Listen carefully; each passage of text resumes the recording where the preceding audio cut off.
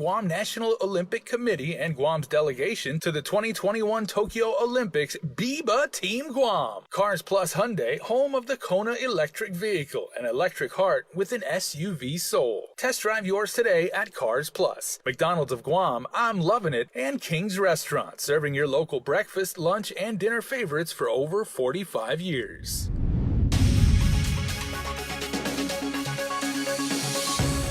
Coming up on Primetime, Guam has reached 80% herd immunity as the announcement was made during a press conference this afternoon at UOG. Plus, damage to the popular spot Marble Cave has led to a pair of investigations by the Guam EPA and Public Works. Tyler Matanani has that report. And another bill relative to the RISE Act payments went up for a public hearing today.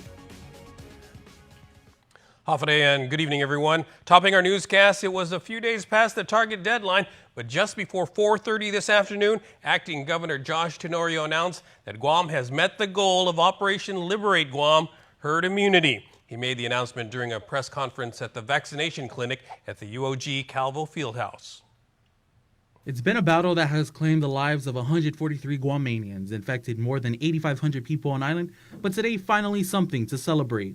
I am proud to announce that today we have reached our 80% full vaccination rate, making Operation Liberate Guam a great success. Since December, thousands lined up to include our elderly and children to fight off COVID. But with even the more infectious Delta variant, the war is not over. Every shot administered in the arms of Guam's people has served as a shield, defending our community from this deadly virus. And we continue to encourage every eligible individual who has not received their shots to get vaccinated. According to Public Health, Guam reached its goal of achieving an 80% adult vaccination rate just after 2 o'clock Thursday afternoon. This now means that at midnight, social gatherings and social distancing restrictions will be lifted except in school settings. One thing that will remain in place is a mask mandate. Guam, in the meantime, remains in PCOR 3 and under a state of emergency until August 30th. Although the vaccination clinic at the UOG Calvo Fieldhouse will close on Saturday, Public Health will continue to host other clinics around the island. Adaloop's Chief Medical Advisor, Dr. Mike Cruz, encourages the community to hold the line. It is now stated that we're now seeing a pandemic of the unvaccinated. And so we still have a significant number of people that should come in and get the vaccination. The new goal is achieving a 100% vaccination rate. Reporting for Guam's News Network, Guahusi Isaiah Uggan. In other news, it's a popular local and tourist attraction, but the Marble Cave area is now the focus of separate investigations being conducted by the Guam Environmental Protection Agency and the Department of Public Works. As KUAM first reported on Tuesday, Guam EPA conducted a recent inspection of stormwater runoff from a solar farm project in the area. This led to a second inspection by Guam EPA and DPW on Wednesday. As Tyler Matanani reports, a notice of violation was issued this afternoon. Here's the before and now after.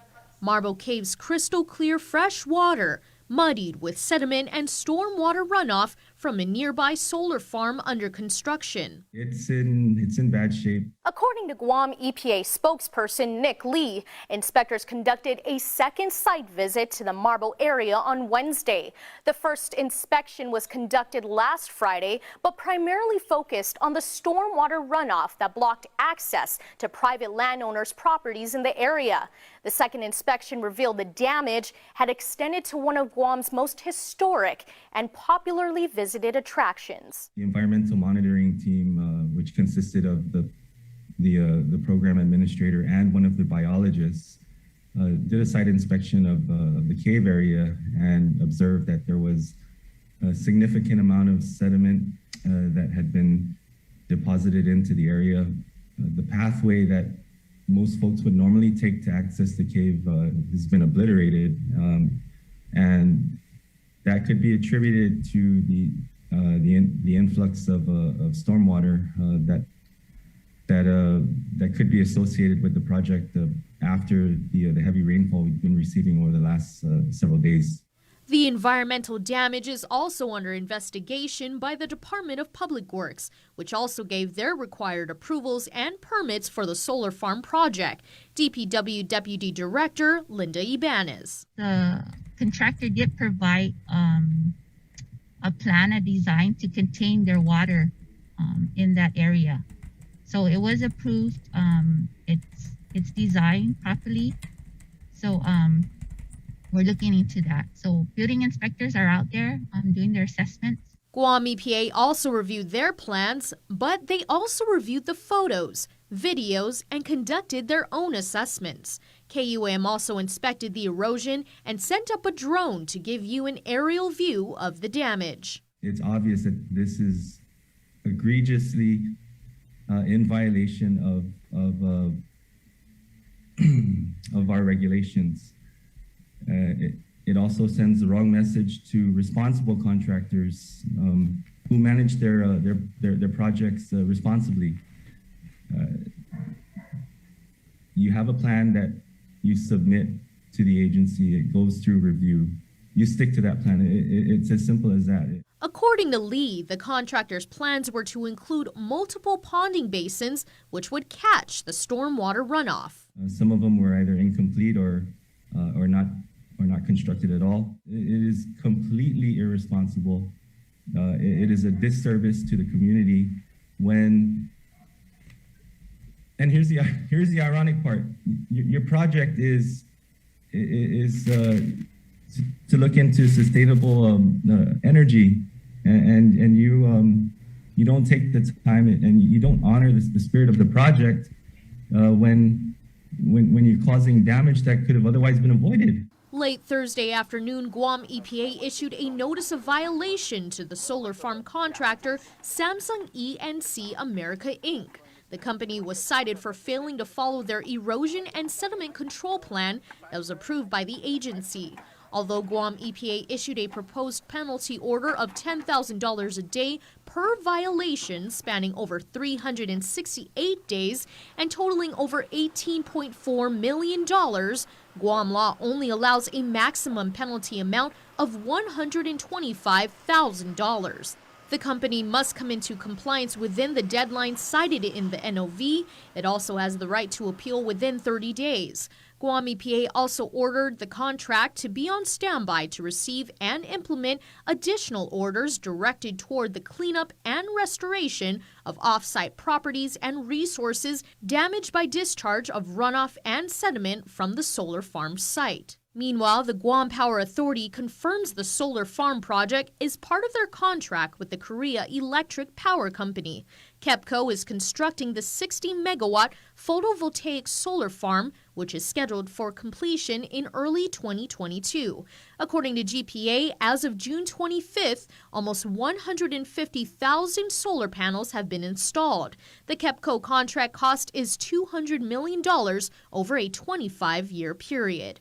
Reporting for Guam's News Network, I'm Tyler Matanani.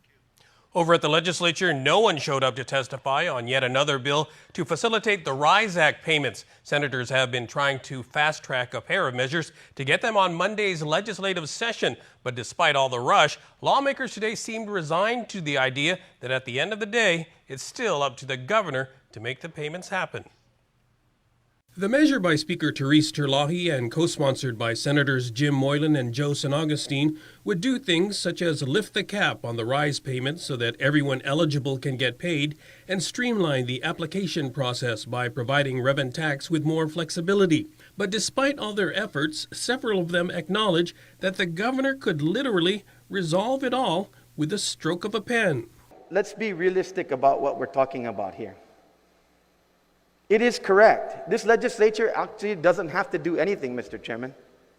If the governor would simply amend her executive order and move forward with the true intentions of the original RISE Act. We can revise this many different ways and amend it and go on and on about it, but nevertheless, I think the main issue, if the governor continues to say she has the authority, these are federal funds that are provided to her on behalf of the people of Guam, then by all means move forward and address payment and help facilitate this money to the people that are most needy. If we introduce a bill, we pass a law, and you can make the amendment by executive order, you can pretty much change everything. If you have the authority, then do so. And then, in the words of Senator Brown, we need to pay it out, then pay it out. Either you're in it to win it, or you're not in it at all. The bill heard today and another one heard yesterday to amend the RISE Act are now able to be placed on the agenda for Monday's legislative session. Although they're not meeting as frequently as they did in the past, the governor's Physicians Advisory Group will gather this evening. One of the items they plan to discuss is mandatory vaccinations at frontline agencies. Chairperson Dr. Hoa Wen. That's something important that we probably need to talk about. I know GMC mandate their work, their employee to get vaccinated. So does AMC. No, we're 100% vaccinated. And as a healthcare worker in the front line, it's our responsibility to protect ourselves, protect our patients. So I think it's very important that in certain positions that you hold and the exposure to the people you're taking care of, you have to protect yourself and protect patients. Dr. Wen says there is legal precedence that mandating vaccinations is not unconstitutional. After being stranded on Guam for over a year and a half, another 64 FSM citizens returned home to Pohnpei this morning. FSM Consul General Teresa Philippines says all returning citizens tested negative for COVID-19 and are all fully vaccinated except for non-eligible children. Since June, all FAS citizens flying home are responsible for their own airfare. The next repatriation flight with over 60 FSM citizens is scheduled for August 9th. That will also be to Pohnpei. Stick around for more news. We'll be right back. Get up-to-the-minute news, plus access to alerts, streaming radio, promotions, and more on your mobile device by downloading the KUAM News mobile app, available at the App Store now.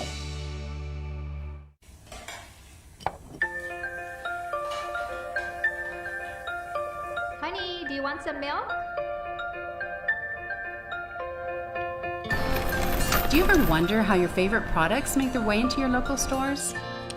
Most arrive on state-of-the-art Matson vessels that transport containers of food, household items, equipment, and supplies into the islands every week. Because we know that you depend on us, we work closely with our partners to ensure that our shipments arrive on time, all the time, so you can find your favorite products when you need them. We transport the region's most precious cargo that supports successful businesses and promotes a better quality of life for our families. Matson is proud to have been the hometown shipping carrier for Guam, the CNMI, and Micronesia for the past 25 years, and you can count on us to be here for generations to come.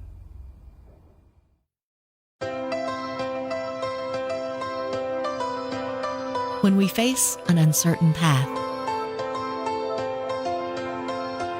when we struggle with life's challenges, and when the unexpected happens, it's a beautiful day. We rely on the people we trust,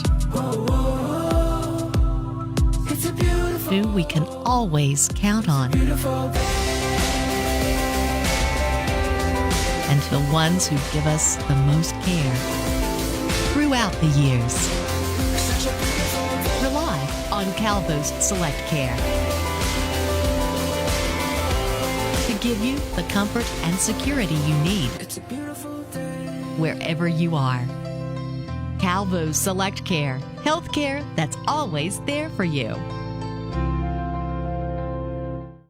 KUAM News, in partnership with the Guam Visitors Bureau, brings you the Guam Safe and WTTC Safe Travel Certified Program Showcase. Look out for this powerful symbol for visitors, island residents, and industry workers alike, as it represents establishments with a consistent global commitment to safety practices. Stamped with approval by the Guam Visitors Bureau and the World Travel Tourism Council. Every Monday on KUAM News will feature a different local business who's taken the Safe Guam and Safe Travels pledge to maintain health and safety standards to get Guam back on track. Log on to visitguam.com to see how your business can receive the designation, what businesses in our community are Guam Safe certified, and have the WTTC Safe Travel certified.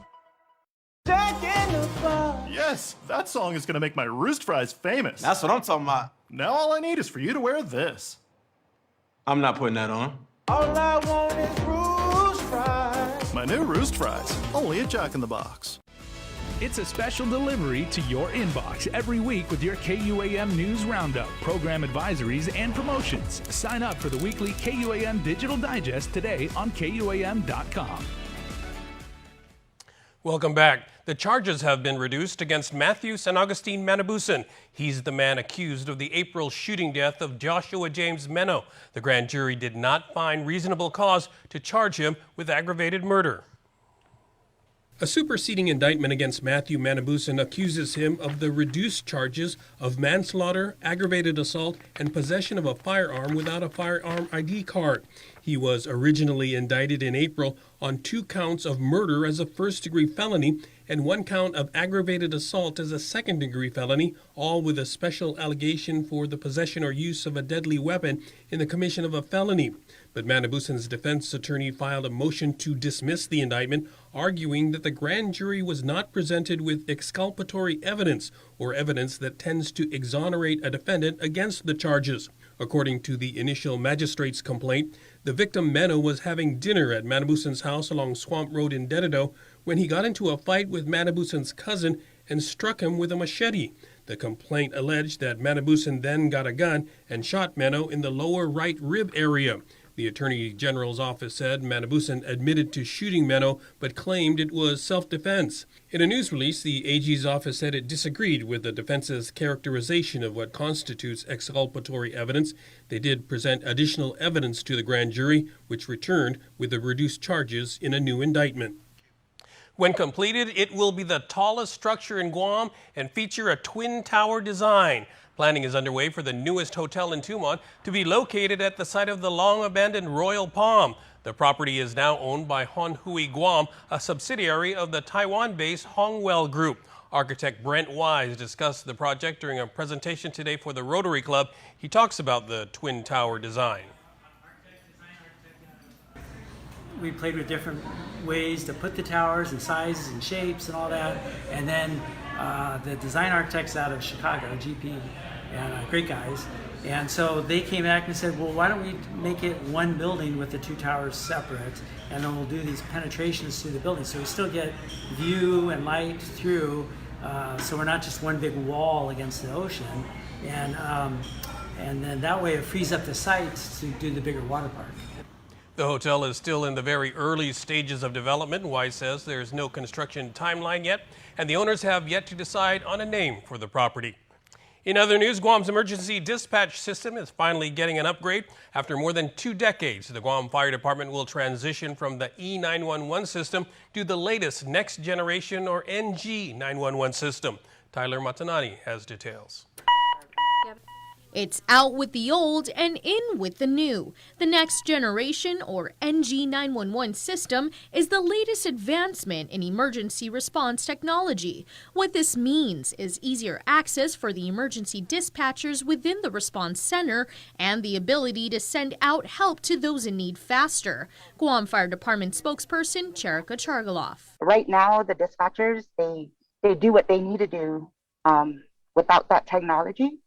But this will put it at their fingertips. So we're so excited for this. NG 911 gives the latest advantages in technology, including caller ID, location, GPS mapping capabilities, and text to 911. The hearing impaired community can text, or just the general public if they feel more at ease texting.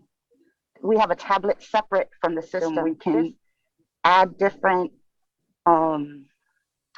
repeat responses to residences, which would aid the dispatchers and the responding units in getting to these individuals faster. GFD awarded the 3-year contract to Tidal Government Solutions with a cost of $2.9 million for the first year. And that includes the deployment, which is the build out and maintenance, and of course a little bit of training. For every year after is $1.2 million with an option for a 4th year. A notice to proceed was issued July 15th. From there, they have a year to have all the equipment here, have it completely installed, have the dispatchers trained on how to use it, and then ready to go, all within that first year.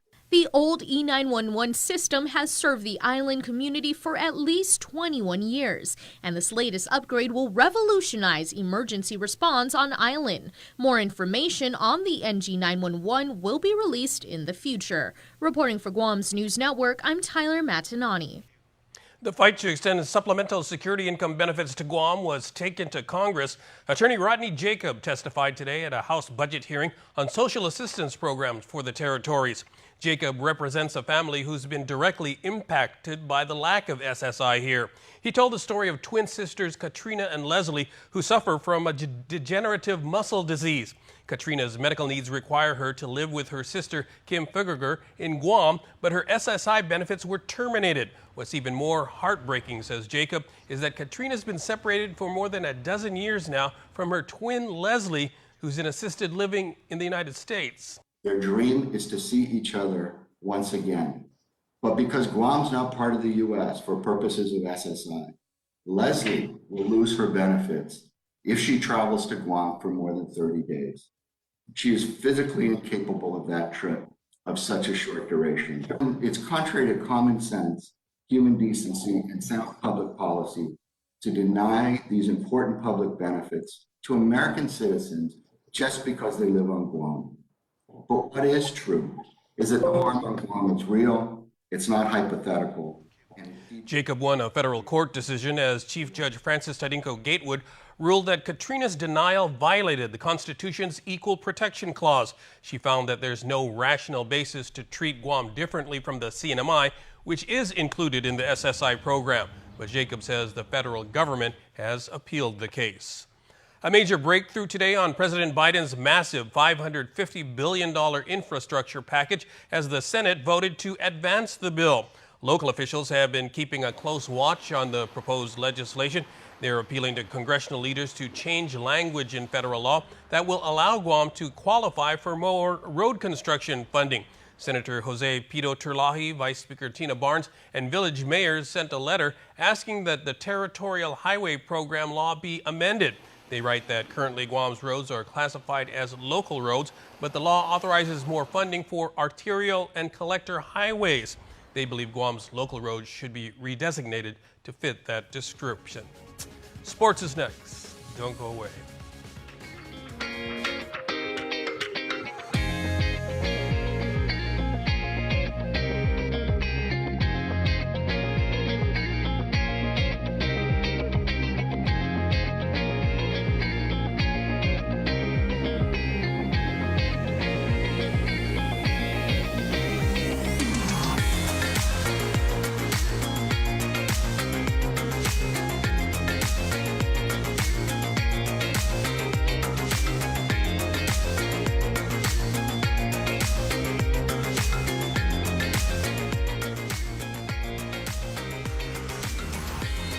Your community calendar is brought to you by Taco Bell. Whether it's your first meal or your fourth meal, we've got you covered. Taco Bell, live Mas.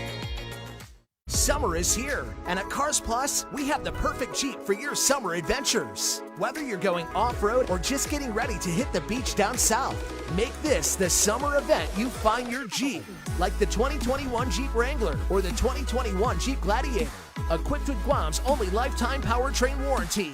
Call us at 477-7807 or visit our website at carsplusguam.com to schedule a test drive today. Cars Plus, driven by you. Get up and move, Guam! Join the mayors of Talafofon, Inilohan for Haan and Minagov, a great day to celebrate the reopening of our island at the Valley of the Latte. Saturday, July 31st from 10 to 5 p.m. Local artists, farmers, and Guam-made products will be on hand while you enjoy performances from our best cultural entertainers and musicians. Enjoy the finest food that Southern Guam has to offer. Help us open our newest attraction, the Micronesia Cultural Village. Tickets can be purchased online at valleyofthelatte.com. Haan and Minagov is brought to you by the Guam Visitors Bureau, Guam Economic Development Authority, Valley of the Latte, Jungle Riverboat Cruise, Kloppenburg Enterprises, Para Ipribetsu Itautauta, the Guam Brewery, Island Beverage Distributors, and the stations of KUAM. June makes the best malasadas in Hawaii, a fact not lost on Darrow, whose brother Byron is cooking the onaga he caught. at his secret fishing spot with his girlfriend Malia, who used to work for the Shave Ice Guy, whose second cousin Vince drives the school bus ridden by Calais, whose auntie makes the best malasadas in Hawaii. Everything here is connected, and with the new First Hawaiian Bank mobile app, you can stay just as connected to your finances, and it all starts with yes. KUAM Sports is brought to you by Docomo Pacific. Better together.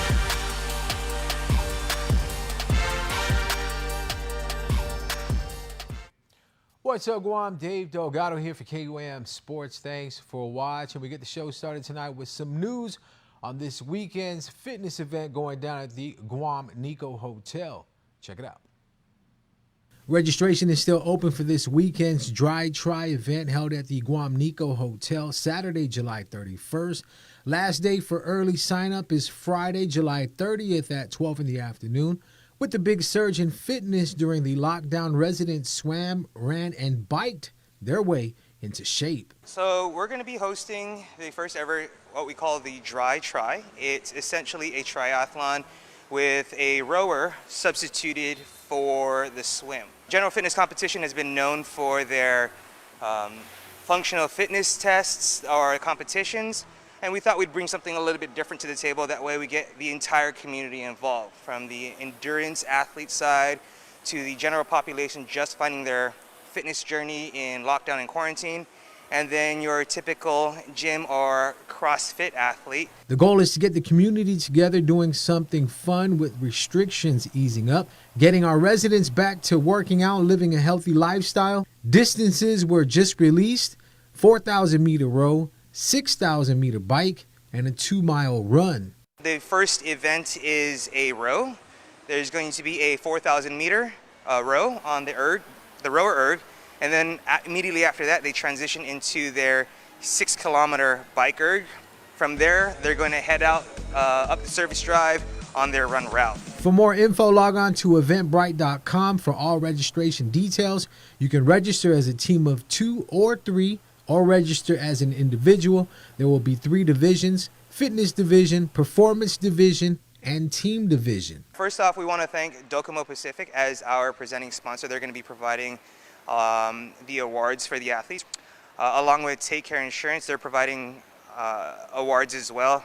And then most especially Guam Nico Hotel, they're providing us with this beautiful venue, looking like the weather is going to turn up nice. So all the athletes are going to be able to enjoy the beach, enjoy the outdoors, the beautiful scenery, and then have fun at the same time. In other news, attorneys Jeffrey Cook and Randall Cunliffe were voted in as chairpersons for the Guam Football Association Disciplinary and Ethics and Appeals Committees, respectively, following an extraordinary Congress event held Saturday at the Hilton Guam Resort and Spa Micronesian Room. Aside from elections for the judicial bodies and electoral committee, GFA Congress members also unanimously voted to approve the GFA statutes and Electoral Code Edition 2021 to replace the former 2010 GFA statutes. Once the 2021 edition is officially received by the Department of Revenue and Taxation, the document will be available for viewing and download on GFA's official website, guamfa.com. Don't forget to log on to NBCOlympics.com for the latest at this year's Olympic Games in Tokyo. Tonight, at the Tokyo Olympics, Caleb Dressel seeks his second Tokyo gold in the 100 free. Katie Ledecky leads the women's 4x200 relay, and Team USA competes in the men's all-around gymnastics final. The Tokyo Olympics tonight on NBC. KUAM Sports is brought to you by Docomo Pacific. Better together.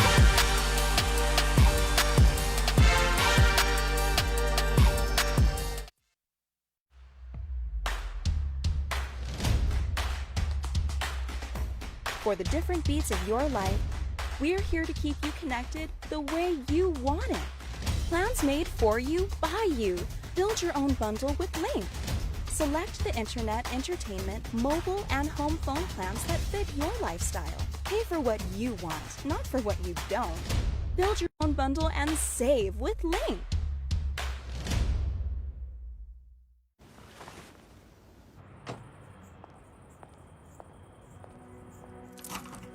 It's gonna look a little different in here.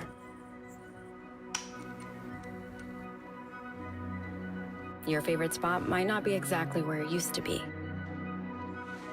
Being next in line might feel a little less like next in line. And our smiles might come with a little extra shine.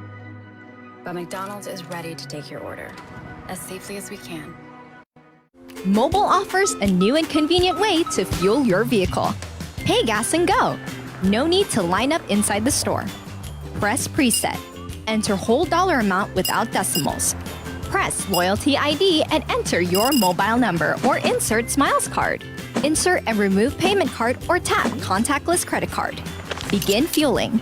And don't forget to grab your receipt. Pay gas and go. It's that easy. The Goodman Company bringing in the good goods for KUAM and Salvation Army Fill the Bus campaign. The Link team this morning was honored to accept a generous donation from owner Dwayne St. Nicholas right here at our Harmon studios. Dwayne St. Nicholas, Jay Goodman and Company, just a proud sponsor of the Link. And you know, when he jumped on board, we're just very impressed and really very humbled that you continue to support the show to this day. And even more humbled this morning as you brought a donation of over 100 boxes of biodegradable bamboo Pampers from Jay Goodman and Company. Dwayne, thank you so much for your generous donation. Thank you. It's my pleasure. And tell us, you know, your thought process behind this donation, because I know you knew that we were doing the Fill the Bus drive. Well, yeah, Sasha reached out to me, and you know, it's Christmas in July. I've been celebrating it all month, and I thought maybe this is a wonderful way to give back to the community who supported us so well through the very tough times. Right, and you know, Jay Goodman and Company, the name doesn't really tell you what the company's about, so give us a little more info about exactly what it is you guys do at Jay Goodman. Well, first of all, Jay Goodman is like Clark Kent, Santa Claus in disguise. So I came up with a concept. Every time I did Santa Claus, everybody said, you know, such a good man. So Jay Goodman means jolly good man. And so, you know, any opportunity I have to help the community, you can count on me. I can tell you're getting a little emotional there, right? Yeah. And I've always wanted to make people happy. That's all I've ever wanted to do. And so these Pampers, we know people are struggling out there, man. Yes, sir. And these are really going to help a lot of people. And not only are they going to cover, you know, the baby's butts, but it's environmentally biodegradable, man. That's right in line with sustainability and all that Right. stuff. It ended up in our landfill, and it's just going to biodegrade. Nice. Yeah. And a lot of people I don't know because you're real humble about it, but Jay Goodman is a veteran-owned business. Yes, sir. Veteran-owned business. All right. And so, Dwayne, thank you so much. I also just wanted to say he's also very humble because you've been doing good things for the community, serving as Santa for some of the fantasy flights, and we all know that the fantasy flights by United Airlines, it's for the children. And when I say children, I mean like children with special needs, children who are less fortunate. So thank you so much. Thank you. Thank you. Thank you. And you know, you really are a Jay Goodman, a jolly good man, Dwayne Thank St. you. Nicholas. Thank you. And thank you so much for your generous donation. My pleasure. Thank you.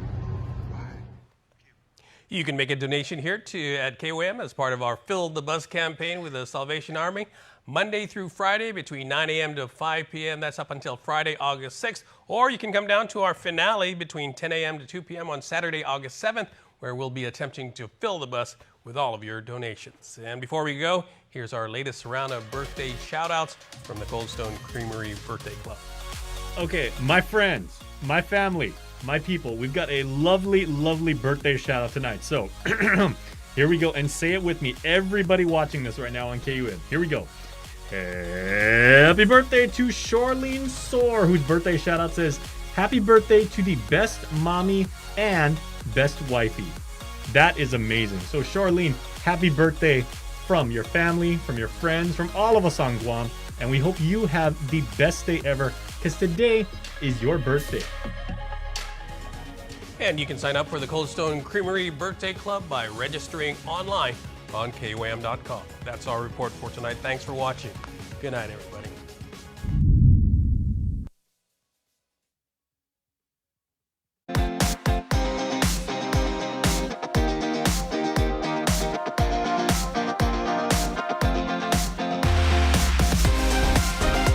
Uno Mixed is presented to you by Docomo Pacific. Better together and